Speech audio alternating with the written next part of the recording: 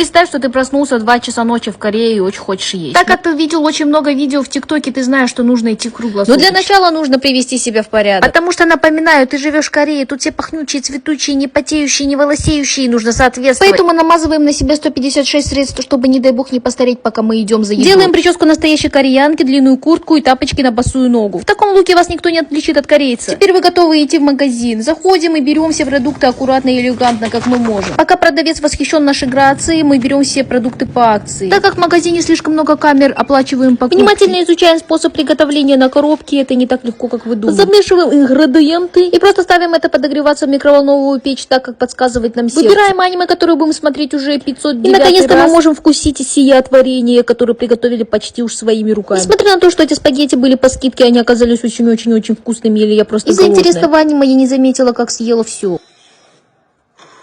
Учитель, вы хотели меня видеть?